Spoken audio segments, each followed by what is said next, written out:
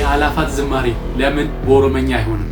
አስባችሁታል? ግን የአላፋት ዝማሬ እዚሁ አዲስ አበባ ቦሌ መድኃኔዓለም ቤተክርስቲያን ላይ በኦሮሚያ ፕሮግራም ቢዘጋጅ። መምህር ግርማ ከትዳሬ አለያዩ። በአጋጣሚ መምህር ግርማ ጋር አዲስ መምህር መጥቷል ሲባል ሰማንና በጣም ከሞዳት ባለቤቴ መንፈስ አለያይቶኛል። ከሚገባው በላይ ወዳታለሁ። እውነት በእስልምና ሚስቱ ሳትሞት እህቷን ማግባት ይችላል? አንድ ሰው ሚስቱ ሳትሞት እህቷን ማግባት ይችላል ወይ ይላል።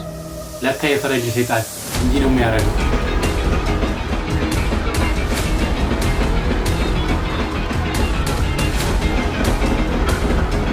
ሰላም እንደምን አላችሁ? ይህ ዩዲ ዩቲዩብ ቻናል ነው። በዚህ ዩቲዩብ ቻናል ላይ የተለያዩ ኦርቶዶክሳዊ ቪዲዮዎችን ያመጣን እንማማርበታለን። ላይክ፣ ሼር፣ ሰብስክራይብ በማድረግ ቤተሰቡ ይኑ። አስተያየት ካላችሁ ኮሜንት ላይ ጻፉልኝ፣ አነባለሁ። አሁን ቀጥታ እስቲ ወደ መጀመሪያው ቪዲዮ እንለፍ።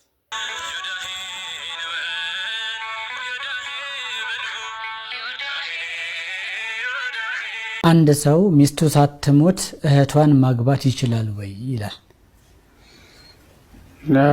የመጀመሪያዋን ፈቷ ኢዳዋን ጨርሳለች ማለት ነው። እንደዛ ከሆነ የመጀመሪያይቱ ሚስቱን ፈቷት ኢዳዋን ጨርሳ ከሆነ እና በማህበራዊ ጉዳይ ችግር የማያመጣባቸው ከሆነ እነሱም ይችኛዋን ብትፈታም ይችኛዋን ስጥ ብለው ቤተሰብ ተስማምተው ከሆነ ይቻላል ማለት ነው። ስትሞት ያው በውርስ እንደሚመጣ ያለችም የመጀመሪያዋ ኢዳዋን ከጨረሰች ማግባት ይቻላል ማለት ነው። ጀምዕ ነው የማይቻለው። በአንድ ኒካህ ሁለቱንም መያዝ አይቻልም። ዋን ተጅመዑ በይነል ኡኽተይን ብሏልና አንዷ ከተፈታይና ኢዳዋ ካለቀ በኋላ ግን ተተስማሙ መመለስ ይቻላል። ይችኛዋን መተካት ይቻላል ማለት ነው። የሀገሬ ሰው ምን ይላል? አታምጣ ስለው አምጥቶ ቆለለው አይደለም የሚለው። አሁን ምን ይባላል? እሺ አሁን በቃ ቁጥር ለመብዛት ብቻ በቃ የሚደረግ ነገር ነው ሁሉም ነገር እየሆነ ያለው በዚህ ሰዓት ላይ ማለት ነው። እውነት እንደዚህ አይነት ነገሩን ሳይ ማለት ነው ኦርቶዶክስ ምን ያህል ጥልቅ እንደሆነች የሚያሳይ ነገር ነው። ደግሞ ምን ያህል እድለኛ እንደሆንኩኝ ደግሞ በእንደዚህ አይነት ነገር ሳይ ደግሞ አረጋግጣለሁ።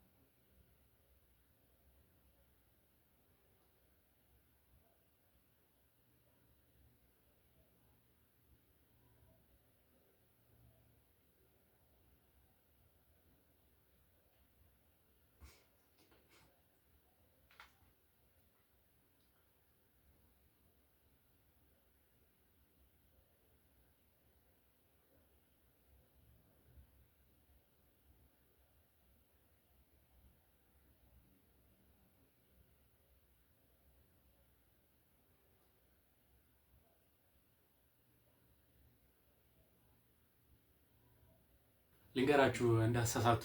አሁን እነሱ እግዚአብሔርን እያመሰገኑ ነው። እሺ ሌላ ነገር እንዳይመስላችሁ፣ ሌላ ነገር ምንም እንዳይመስላችሁ። እግዚአብሔርን እያመለኩ ነው፣ እያመሰገኑ።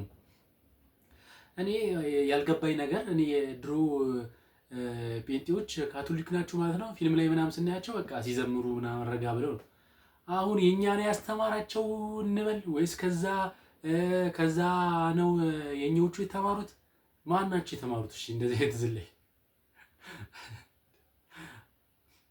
አሁን እዚህ ውስጥ እግዚአብሔር አለ። እግዚአብሔር እንዴት እንደሚመሰገን አያችሁ? በደንብ ነው የሚያመሰግኑት እየዘለላችሁ። ህዝቤ እውቀት ከማጣቱ የተነሳ ጠፍቷል አይደል የተባለው? በደንብ ጠፍቷል። ህዝብ ሳይሆን ዓለም እንዳለ ነው የጠፋው። መምህር ግርማ የሚባል አጥማቂ ተነስቷል። እንደዚህ በጣም ከመወዳት ባለቤቴ መንፈስ አለያይቶኛል። ከሚገባው በላይ ወዳታለሁ። ሰውም ትወደኛለች። አብረን ስንኖር ስንቀመጥ ንብረትም አፍርተን ስንኖር በአጋጣሚ መምህር ግርማ ጋር አዲስ መምህር መጥቷል ሲባል ሰማንና እሷ የሚያማት ነበርና ካልሄድኩ አለች። ካልሄድኩ ስትል እሺ ብዬ ግን ግድ የለሽም እባክሽን እንደው በዚህ በጸበሉ በምኑ ብንል ይሻላል መጀመሪያ እናጥናው ስላት አይ መሄድ አለብኝ አለች። እንዳለችውም ሄድን። ከሄድን በኋላ ብዙ ነገር በቃ እዛ ያልሆነው ነገር የለም። እኔንም እሷን ከግቢ ከገባች ቤተክርስቲያን እስጢፋኖስ ግቢ ነው ከገባች በኋላ ለፈለፈች፣ ማላቆን ታሪኩን ላወራች ሲመታት። ከዛ እኔንም ጠራኝ። አንተ ምንድን ነህ ሲለኝ ባለቤቷ ነኝ እና እንዴት መጣችሁ? አይ አንዳንድ ህመም ነው ያማታል፣ ያማት ነበርና ጭንቅላቷን ያማታል። ከዛ እስቲ መምህር ግርማ የሚባሉ አሉ ቤተክርስቲያን ነው ተብለን መጣን። እኔው ነኝ ይሄን መዘዝ ያመጣሁት። መምህር ግርማ የሚባል አጥማቂ ተነስቷል፣ እንደዚህ እሳቸው እንዲናቸው ትልቅ አባት ናቸው ተብሎ ካሴት ተሰጠኝ ለመጀመሪያ። እስኪ ይሄን ነገር እዩ አንቺ እኮ እንዴት ሳሰሚ እንዲህ አይነት ነገር አሉኝ። እሺ ብዬ በቤተ ክርስቲያን ማቃቸው ልጆች ናቸው አመጣሁኝ። አየሁኝ ሳይ ከጳጳሳት ደረጃ ሳይቀር ከጀርባቸው አሉ። ሲዲው ላይ የሰጡኝ ሲዲ ላይ 3 ካሴት ነው ያመጣሁት ባስታውስ። አባቶች ቆመው ይመሰክሩላቸዋል። ይሄን ሳይ እንዴ እግዚአብሔር ይመስገን ለካ ዛሬም ነቢያቶች እንደዚህ ወጥተዋል የሚል ነገር ነው ነው የመጣብኝ። ምክንያቱም በጣም የቅዱሳን ፍቅር አለኝ፣ የነቢያት ፍቅር አለኝ። ያንን አይቼ ደግሞ በአካል ባገኛቸው የሚል ነው እንጂ እኔ አሞኝም አይደለም። እኔ አልፎ አልፎ ራስ ምታት አለብኝ። ራስ ምታቱም ነፃ ነው ተመርምሬ፣ ምንም ከበሽታ ጋር የተያያዘ አይደለም። ዝም ብሎ አንዳንድ ጊዜ አለ ፀሐይ ሲመታኝ አንዳንድ ነገር ወይ የሆነ የተጨናነኩት ነገር ካለ ራሴን ያመኛል። ይሄ ደግሞ ኖርማል ነው፣ ምንም በሽታ የለብንም፣ እንደ ልቤ ነው የምሰራው። እና ልክ ካሴቱን ከፍቼ ሳይ ቡዳ የሚል ሳይ ይወርሃል እንትን ይሄ ሰይጣን የሚል ስታዩ የሚወራችሁ እንደገና ምንድነው ይሄ ሰላቢ ምንድነው ቡዳ መተት ምን ሲባል ስትጠሩ እዛ ጋር ሲጠራ ካሴት ውስጥ ሲጠራ የሚወራችሁ ያለባችሁ ናችሁ አሉ። እኔ ሁሉም ሲጠራ ይወረኛል፣ ያሉት ሁሉ ሲጠራ ይወረኛል። እንዴ አምላክ እስራኤል ይሄ ሁሉ አለብኝ እንዴ ነው ያልኩት። ራሴ በቃ ራሴን እንዳለብኝ አድርጌ ውስጤን አሳመንኩ። ኖ እኔ መሄድ አለብኝ። ምን ሆነሽ ነው የምትሄጂው? ፀሐዬ ጤነኛ ነሽ አለኝ ሲለኝ ዝም በል አንተ እንደ እኔ ጠቅላላ ሲጠሩ ይወረኛል ናስቲ ስለ ኧረ እኔ አላይም ይሄ ሆረር ነገር ነው አላይም ማለና ተነሳና ተኛ። እኔ እንደዚህ ነገር አልወድም። አቤት ቃል እግዚአብሔር ሲሉ እንቅልፍህ ይመጣል ምናምን ብዬ አልኩትና ማየት ጀመርኩኝ። ካልሄድኩ አልኩ በቃ ካልሄድኩ አልኩኝ። ተነሳሁኝ፣ ቦታቸውን ጠየቅኩ፣ እስጢፋኖስ ሄድኩኝ። እዛው ስነ ስርዓት ያዝ፣ አትጮብን። መጀመሪያ ስነ ስርዓት ቀስ ብለህ ነው፣ መንጫጫት የለም።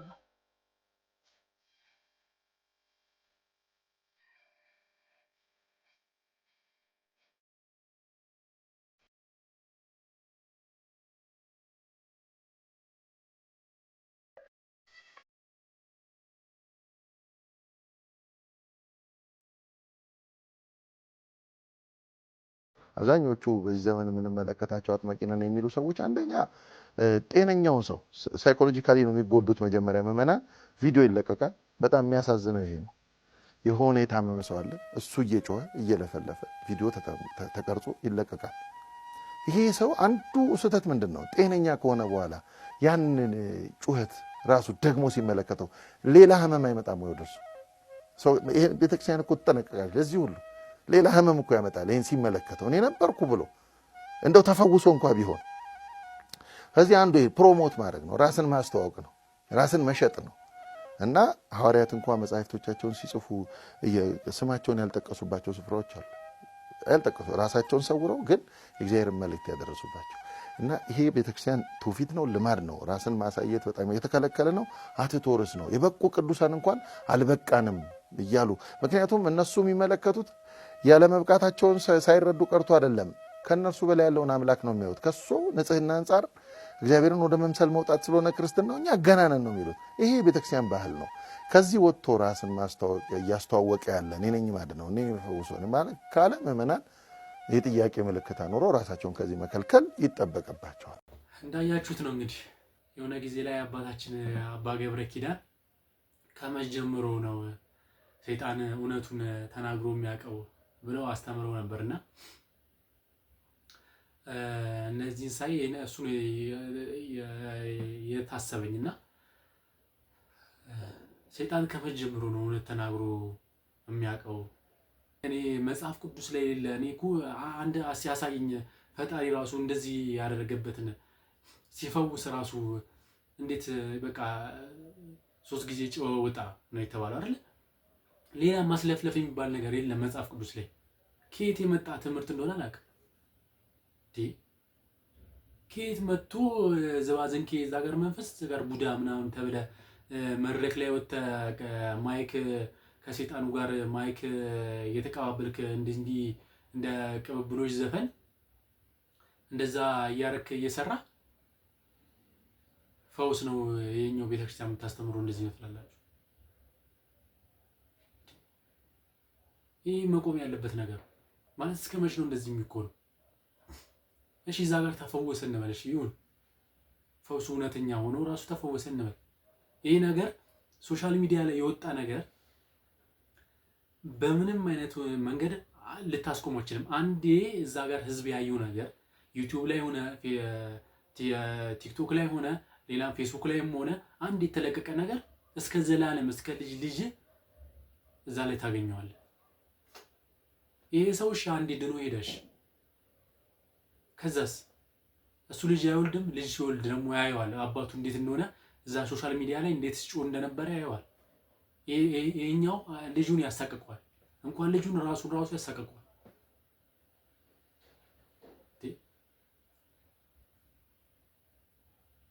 ይሄ የሰውን መብት ራሱ የጣሰ ነገር ፕሮሞሽን እኮ ነው። ይሄ እኮ ገንዘብ ስብሰባ። እኔ እዛ ራሱ የምትሄዱ ሰዎች ምን አይነት ችግር እንዳለባቸው አላውቅም።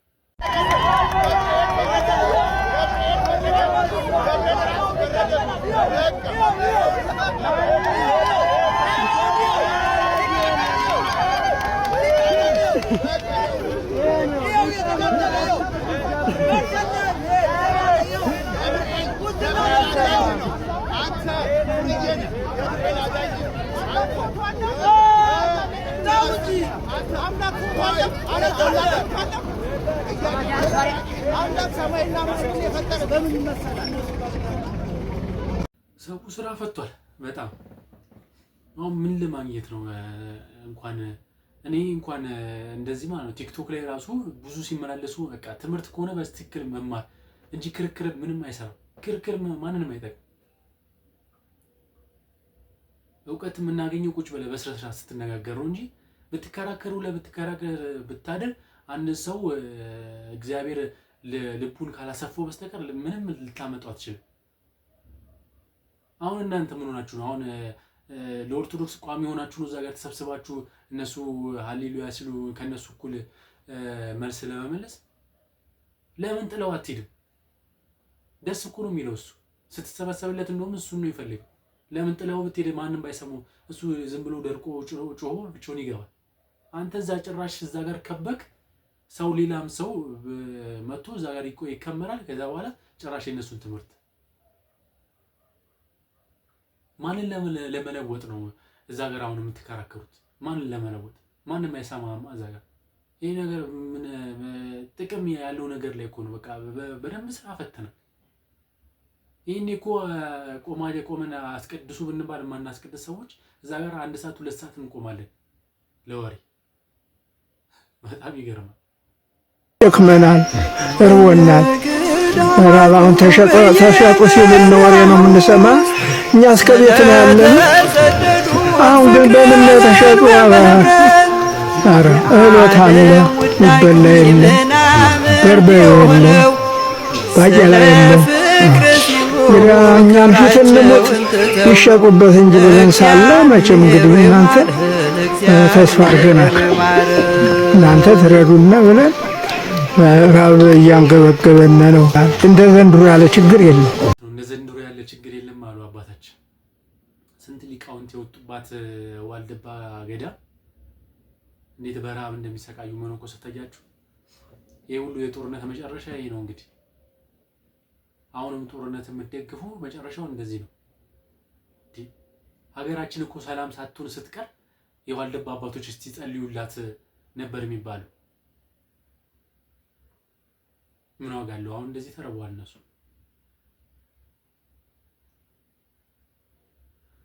እኔ የሚያሳዝነኝ እዚህ አዲስ አበባ ያለውና ሌላ እንደነዚህ አይነት ቦታ ያሉት ልዩነታችን በጣም ይሰፋል። አሁን አያስደነግጥም? ፈረንጅ 2026 ሊቀበል ነው፣ እኛ ግን በረሃብ የሟቀቅን ነው ሲባል ራሱ አያሳፍርም? ትግራይ ሄዱ፣ ወደ ደብረ ብርሃን ሄዱ፣ ሰው እንዴት እንደራቡ። እስከ መቼ ረሃብ መገለጫችን ሆኖ ይቀር? እስከ መቼ ድረስ? እዛ የስንት ተራበ አለ ተብሎ ደግሞ ልክ ሂዱ ወደ ቦሌ እስቲ ደግሞ እንዴት እንደሚኮን ወደ 22 ደግሞ እንዴት እንደሚኮን ረሃብ ያለበት ቦታ እንኳን ሀገር ሊመስል የነካን ባጠገባችን ያለፈ አይመስልም። ሰው ቁርጡን እየቆረጠ በጾም አይሉት በምን አይሉት? እቺ አዲስ አበባ ብቻ ናት ሰላሙ፣ አዲስ አበባ ብቻ። እሱም ኤምባሲዎች ምናምን ስላሉ እንጂ ታዩት ነበር። ምን ተፈጥሮ ነው?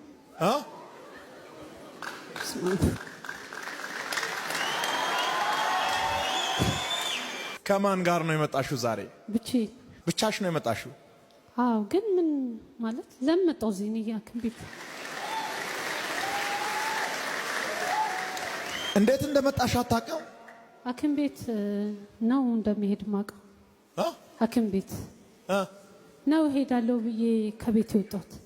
ከዛ ግን ሲደውሉልኝ አብረን እንድንሄድ አይ ኢየሱስ ጌታ ነው የሚባል ሐኪም ቤት ነው የሚሄደውና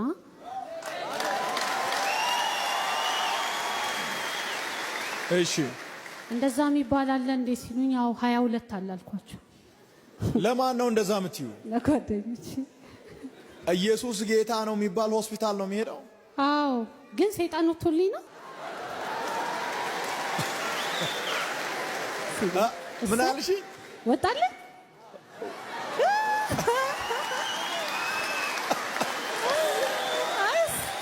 ወይኔ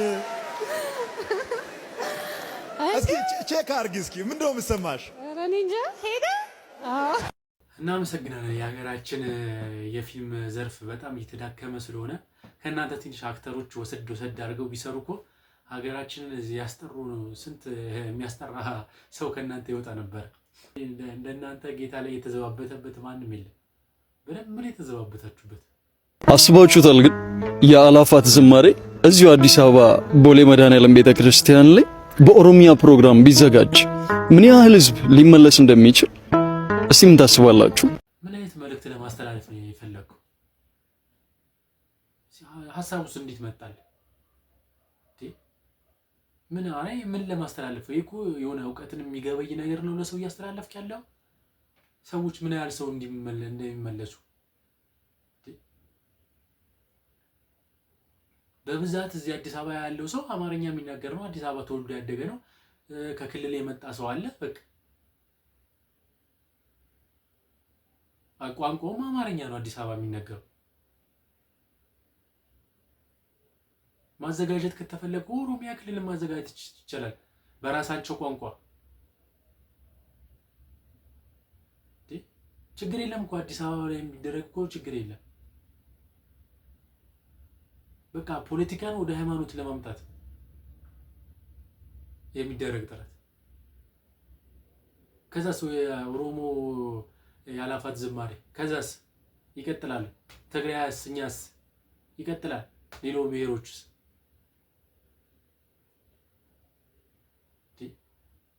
ምን ለማለት ፈልገህ እንደሆነ አልገባኝ። ችግር የለም እኮ ቢዘጋጅ፣ ግን የማልሰማውን ነገር ሂጄ እዛ ጋር ብቆም ምን የተለየ ነገር አመጣለሁ? መዘጋጀት ካለበት በየክልሉ መዘጋጀት አለበት። አሁን ያኛው አልበቃ ብሎ የአርሲ ጉዳይ ትንሽ ረጋ ሲል ይሄን ደግሞ አመጣችሁ። ኧረ ተው እያሰብን፣ ኧረ እየተዛዘን በቃ ሰይጣን ይሄ የአላፋት ዝማሬን እንዳይደረግ በቃ የማያረገው ጥረት የለም። የማያረገው ጥረት ማለት አሁን ደግሞ በፖለቲካ በዘር በሃይማኖት መጣ፣ በዘር መጣ። ቅዳሴ ላይ ማለት ነው የመልእክታት እየተነበቡ ልክ የሐዋርያው ቅዱስ ጳውሎስ መልእክት ወደ ሮሜ ሰዎች ምዕራፍ እንደዚህ ይባልና ጸሎትና በረከቱ ከርዕሰ ሊቃነ ጳጳሳችን ከአባ ማትያስ ሲል ቅዱስ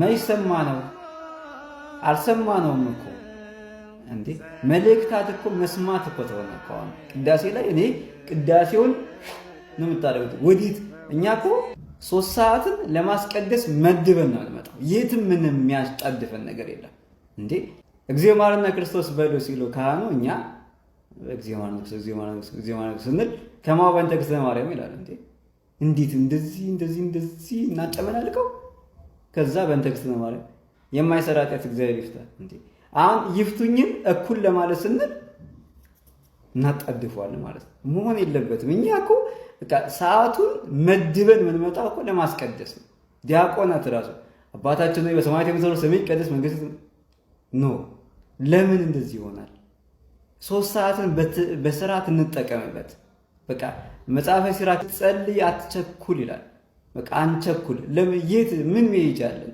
በቃ እግዚአብሔር ፊት ነው የምንቆመው ሲጀመር በቅዳሴ ሰዓት ጌታ ከነናቱ ከቅዱሳኑ ጋር የሚገኝበት ታላቅ ስርዓት ነው ስለዚህ እዛ ስርዓት ላይ እንደዚህ አጣድፈን ምን የት ለመሄድ ነው ስለዚህ ባካችሁ እኛ እናንተን ቀና ብለን ለመናገር አይደለም መናገር ማየት ራሱ አይገባንም ግን የተሰማንን ደግሞ መግለጽ አለብን ባካችሁ አስተካክሉልን እናመሰግናለን እንደው ቢቻል ኖሮ በይሳት ቅዳሴን ወደ 30 ደቂቃ ራሱ አሳጥሩ ይባል እኔ ብዙ ራሱ ደስ ሰው የሚለው ይመስለኝ እንኳን አሳጥሩት ራሱ ይባል ወደ 10 ደቂቃ ነበር የሚያሳጥሩት ሰው